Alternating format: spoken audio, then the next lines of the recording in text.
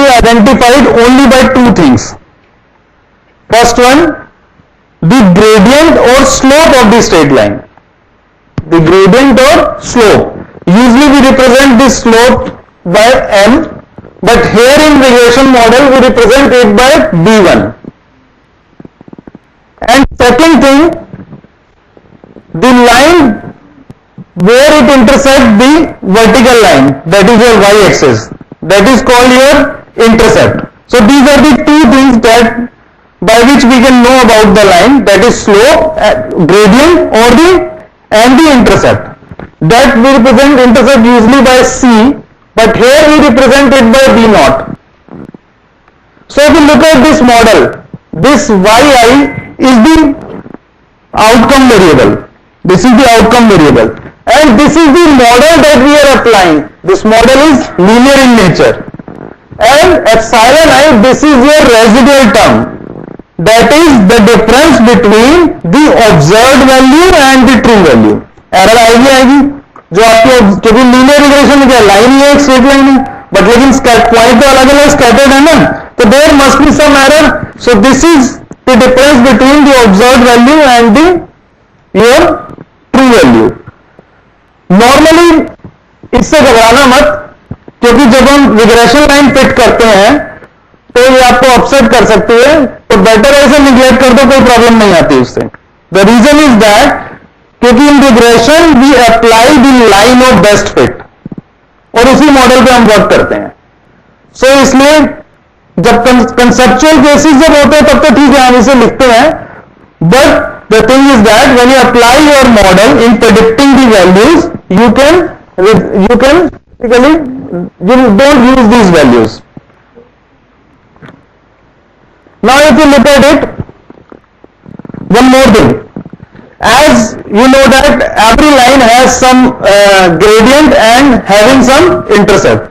So the lines which are having a positive gradient, what you can say, that means there is a positive association between both the variables, predictor variable and the outcome variable. When the line is having a negative gradient, what do you say in that case? That means there is a negative association between the dependent variable and the independent variable. So if you look at this graph, the first one, in the first one both the lines have different gradient. Gradient समझ में आ गया ना, slope of the line, the angle which it makes. ठीक है, so this is the both the lines having different gradient, having different slope, but have the same intercept. And here in this graph you see all the lines are having same slope, same gradient, but are having different intercept. These are small things that you can learn and you will see in different research papers, so that वहां से आपको समझ में आने लग जाएगा कि ये slope है, ये gradient है, ये intercept है. Mathematics people know about all these kind of things. So this red line represent there is a positive association between the predictor variable and the outcome variable. This green line shows that there is a negative association between the predictor variable and the outcome variable. Here all the lines shows that there is a positive association between both the variables. So basically this gradient or slope is used to find the where your model basically what shape it will be having, that will be shown by this gradient. Gradient gives the shape to the model, and this intercept give where intercept tell us about the location of your model. कहां पर है आपका geometric space में, आपका model कहां पर है, that is being given by the intercept. So the model that we fit to the data, जो मॉडल हम फिट कर रहे हैं डेटा को, can be conceptualized in a straight line.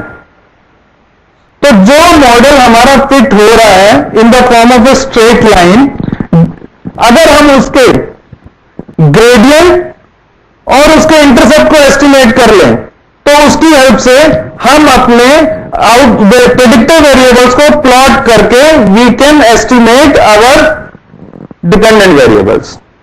समझ आ रही है बात? थोड़ी कंफ्यूजिंग है. कंफ्यूजिंग देखो कैसे है. अब हम इसमें क्या करते हैं, रिग्रेशन में स्कैटर प्लॉट है. जैसे स्कैटर प्लॉट में हम एक line of best fit draw कर देते हैं. लाइन ऑफ बेस्ट फिट आ गई, जो लाइन ऑफ बेस्ट फिट आ गई, यानी कि अब उस लाइन पर हमें एस्टिमेशन करने हैं, उस लाइन का हमें ग्रेडियंट स्लोप मिल गया और उस लाइन का हमें इंटरसेप्ट मिल गया, उस लाइन का स्लोप और इंटरसेप्ट हमें मिल गया, उस पर अब हम जो है अपने इंडिपेंडेंट वेरिएबल्स को प्लॉट करेंगे and from that we can predict the our outcome variable. कैसे करेंगे वो मैं दिखाता हूं अभी आपको, थोड़ा सा मैथमेटिकल ज्यादा है ये। Now coming to the regression line, scatter plot आपको याद आ गया, अभी हमने जो बात करी थी between advertisement and sales. So this line is being drawn over here, ये लाइन यहां पे ड्रॉ करी गई है। This line is having the minimum distance between the data set and the line itself. जिस लाइन का मिनिमम डिस्टेंसेस होते हैं from the data set and between the line, that is called your regression line. If you observe over here, कुछ तो data point के ऊपर से जा रही है ये लाइन, लेकिन कुछ से डिस्टेंसेस पर है। तो जिनसे डिस्टेंसेस पर है ये लाइन, ये हमारे डेटा सेट है जो हमने क्वेश्चन से लिए हैं, वैल्यूज जो हमने ली है। तो लाइन ऑफ बेस्ट फिट हमने ड्रॉ कर दी, अब ये कंप्यूटर अपने आप ड्रॉ कर देता है, इसमें कोई प्रॉब्लम नहीं आती है, इसमें कुछ कॉम्प्लेक्स नहीं है। तो अब हमने जो ड्रॉ कर दी, so if you find the distances between your data set and the line, these distances are called error terms। वो जो एप्सिलॉन की हमने बात करी थी, these distances are called your error terms, ये हमारी error terms होती हैं। Now अब मेथड क्या यूज करते हैं हम, what method basically we use in fitting this line in the scatter plot। थोड़ा टेक्निकल ज्यादा हो रहा है, so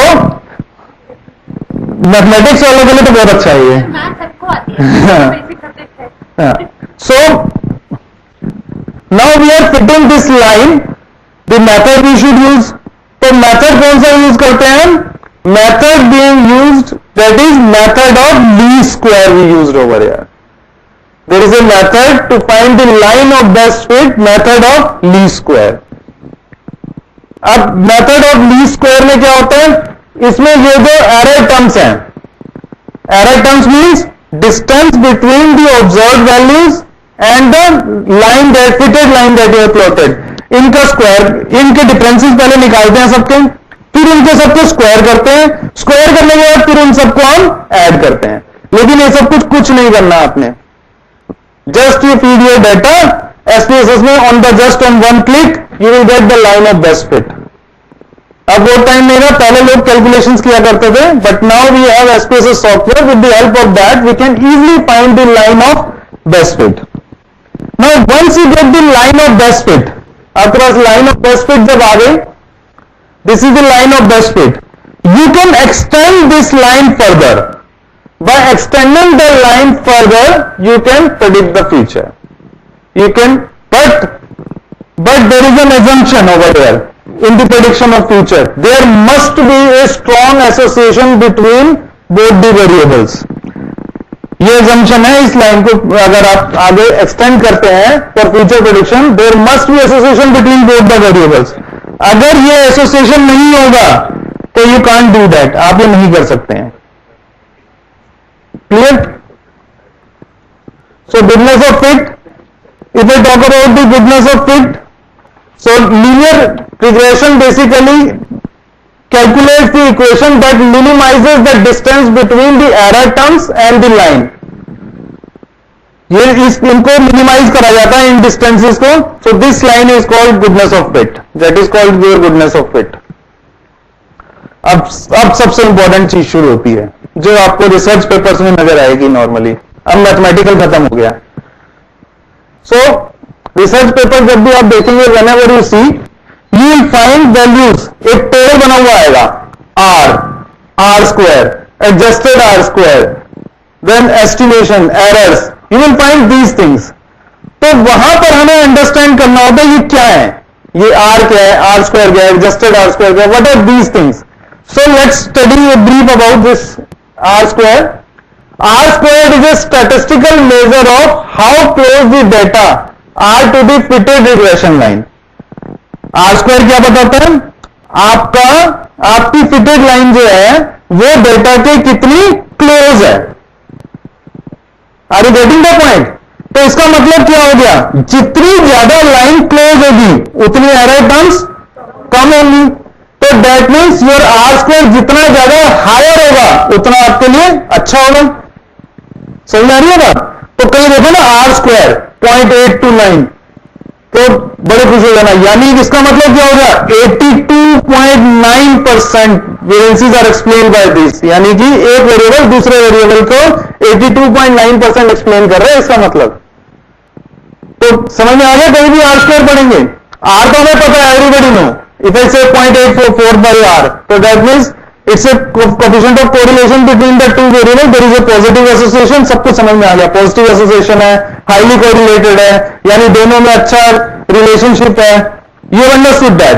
अगर कहीं पर आर स्क्वायर आ गया तो इसका मतलब लाइन ऑफ बेस्ट फिट जो है वो अच्छे से एक्सप्लेन कर रही है आपके वेरिएंसेस को।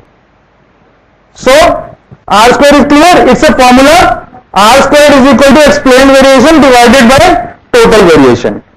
It comes out easily in point में आता है, if you multiply it by 100 and you represent it in the form of a percentage also, लेकिन जो आपका टेबल में आएगा that will be in the form of points, वो decimals में आएगा।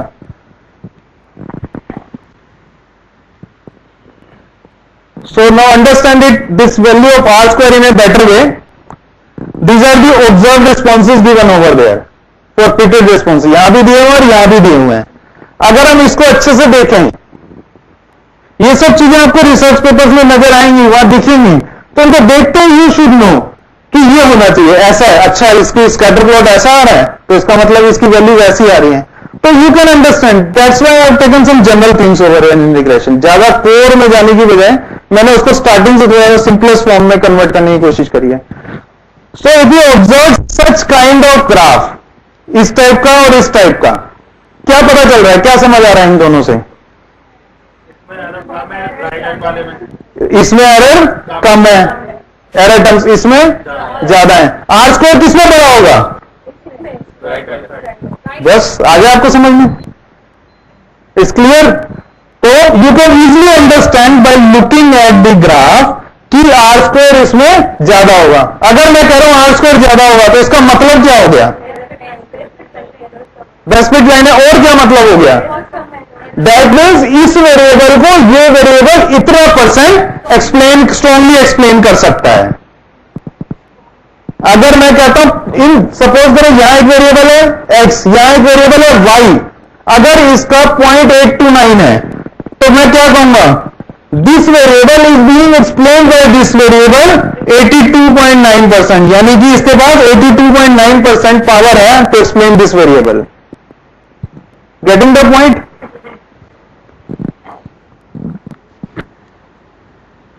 But we have some limitation of R square, जो अच्छी चीजें होती हैं वहां बुरी चीजें भी आ जाती हैं साथ साथ। R square can not determine whether the coefficient estimates and predictions are biased, which is why you must assess the residual plots. Biasness पता नहीं चलेगी आपको प्रेडिक्शंस की, ये बस सिर्फ आपको बता सकता है लाइन ऑफ बेस्ट फिट और कितना एक्सप्लेन कर रहा है, it will not tell you about the biasness. Then R square does not indicate whether a regression model is adequate. Adequacy of regression model will not be explained by the R square, वो R square नहीं बताएगा आपको। Then R low R squared value is inherently bad। अब कई बार ऐसा होता है कि R square की वैल्यू लो आ रही है, तो इसका मतलब ये थोड़ी है कि हम उस पर रिग्रेशन नहीं लगा सकते। That is not the condition of regression। Regression कहां लगाना है उसकी पर्टिकुलर एजम्पशंस होती हैं, वो मैं भी आपको बताऊंगा, दिखाऊंगा कि रिग्रेशन कहां लगाना है, क्योंकि रिग्रेशन लगाने से पहले भाई एसपीएसएस है, उसमें तो कहीं भी रिग्रेशन लगा दो, नॉमिनल डेटा में लगा दो, ऑर्डिनल में लगा दो, that will show the results. लेकिन स्केल डेटा होना चाहिए, तो हमें पता है कंटिन्यूअस फॉर्म में होना चाहिए, स्केल और रेशियो होना चाहिए, लेकिन स्केल और रेशियो में भी उसकी कंडीशंस हैं। ऐसा नहीं है कि कहीं भी उठा के आपने रिग्रेशन लगा दिया, उससे पहले उस डेटा को टेस्ट करना पड़ता है। उस डेटा को आप टेस्ट करेंगे कि ये कंडीशन अगर हमारी फुलफिल हो रही है तभी हम यहां पर जो है रिग्रेशन लगाएंगे। तो if you talk about R low R squared values inherently bad, my answer is no. Look at the reason. In some fields it is entirely expected that R square values will be low, like the field that attempts to predict human behavior, such as psychology, usually have R square value less than 50%. So humans are simply harder to predict than physical processes.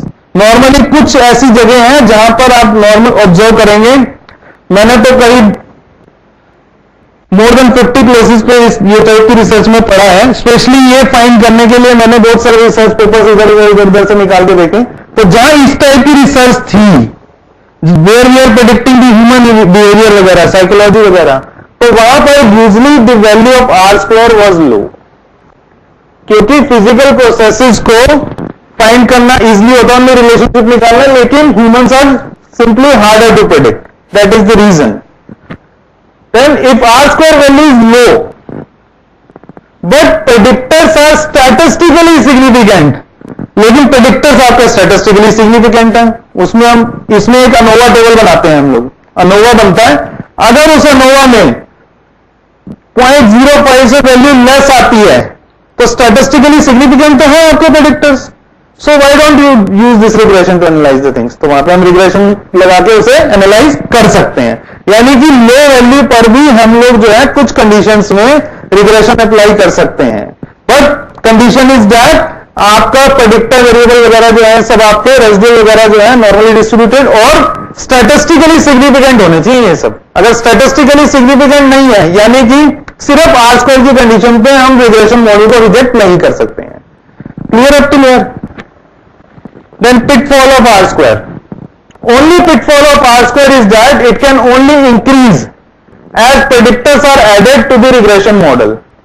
This increase is artificial when predictors are not actually improving the model's fit. कुछ पता चलता है इससे? Anybody?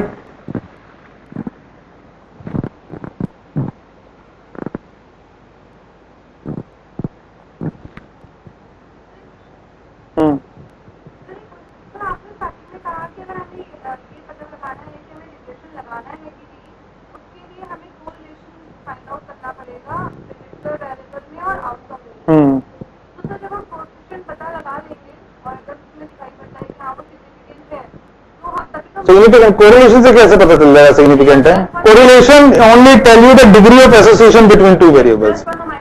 हाँ हाँ हाँ, अगर association होगा तभी रिग्रेशन लगाएंगे. हाँ,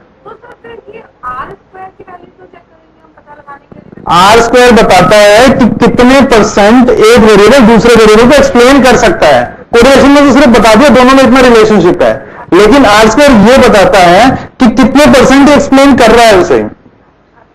ठीक है, फिर एडजस्टेड आर स्क्वायर होता है, वो मल्टीपल में होता है, अभी सब बताऊंगा वो सब चीजें. फिर जैसे जैसे आप प्रेडिक्टर्स इंक्रीज करते जाएंगे, ऐड करते जाएंगे, आर स्क्वायर की वैल्यू जो है वो इंक्रीज करती जाएगी. This is the pitfall. This increase is artificial when predictors are not actually improving the models fit. This is the pitfall of R square. There is a remedy to this. थोड़ा सा मैंने कोशिश करी है इसको remove करने की, तो मैंने इसमें एक छोटा सा कंसेप्ट ये है, a related statistic adjusted R squared incorporates the model's degree of freedom. So adjusted R squared will decrease as predictors are added. तो उस केस में हम क्या करेंगे, जब आपके प्रेडिक्टर वेरिएबल एक से ज्यादा होंगे और आप प्रेडिक्टर्स ऐड करते जा रहे हैं, तो आपकी आर स्क्वायर की वैल्यू क्या होती है, ऐड करते बढ़ती जाती है. तो आर स्क्वायर की वैल्यू लेकिन जो बढ़ रही है ना, वो आर्टिफिशियल बढ़ रही है, वो आपको स्टैटिस्टिकली करेक्ट नहीं है, वो प्रेडिक्टर्स के ऐड होने से.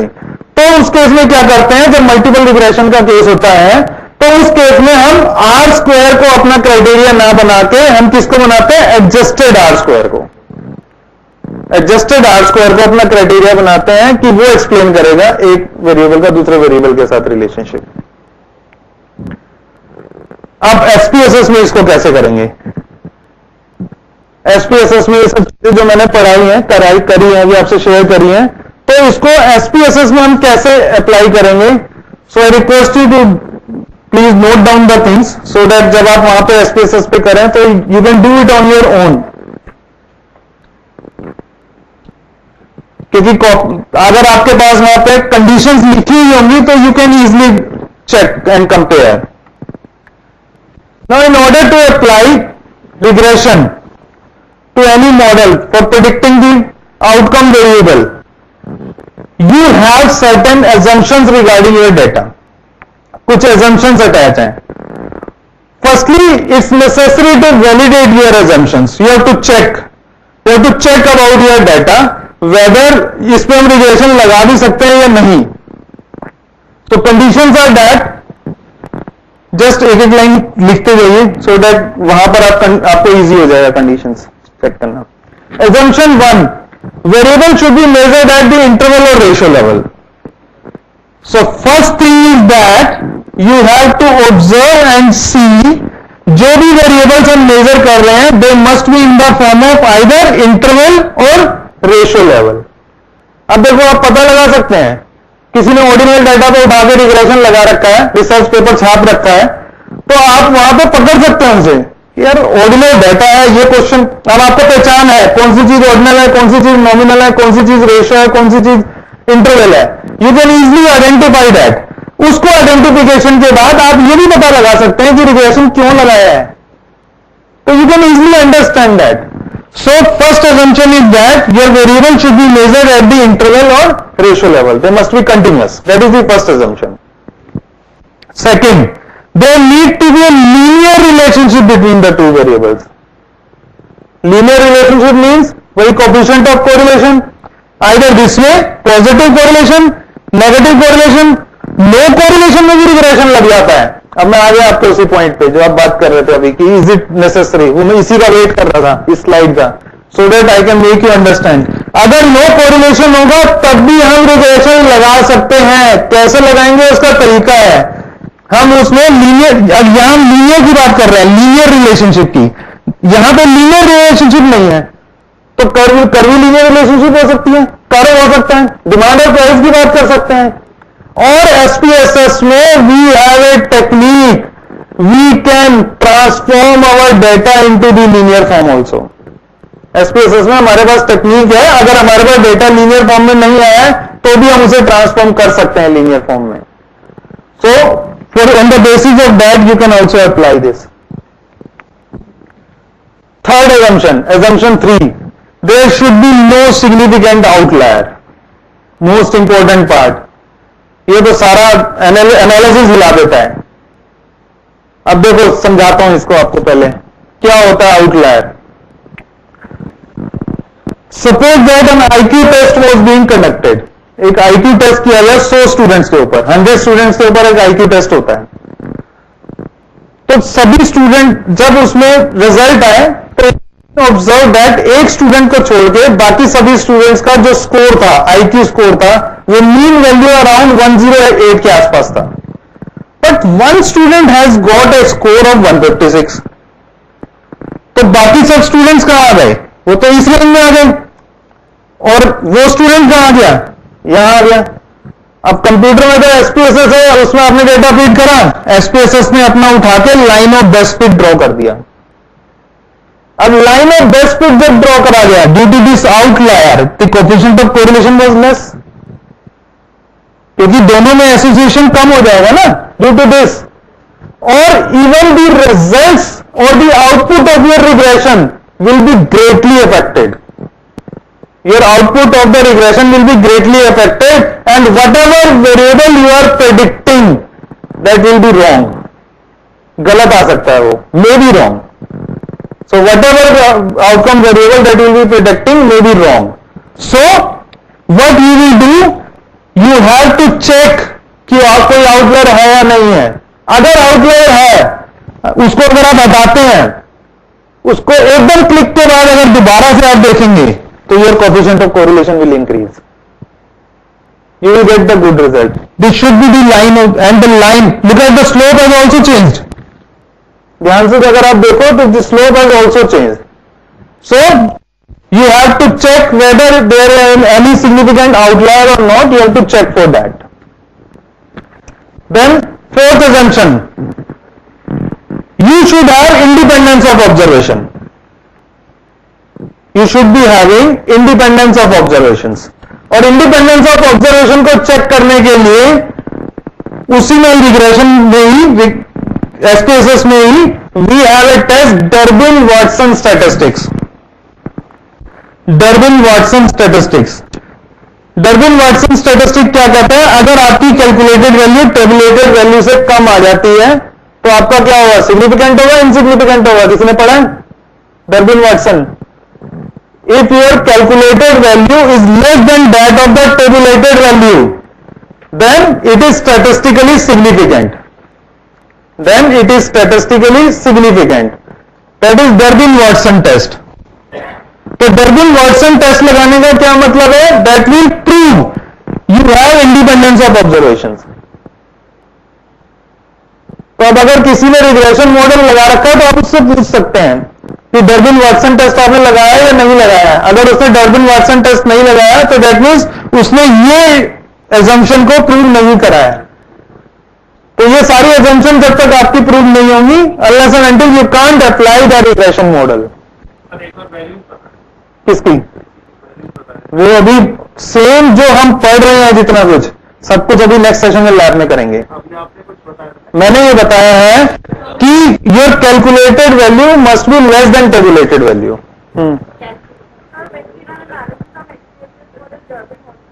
उस पर नहीं दिखाएगा, वो आपको टेबुलेटेड वैल्यू अलग से टेबल से देखनी पड़ेगी. उस पर सिर्फ वैल्यू दिखा देगा. वो उस पर दिखाएगा भी नहीं स्टैटिस्टिकली सिग्निफिकेंट है या नहीं है. You will mostly get value 1.389 या फिर 2.1, इसी रेंज में नॉर्मली लाई करती है. हाँ, तो ये वो टेबल से आपको देखना पड़ेगा. when the calculated value is less than tabulated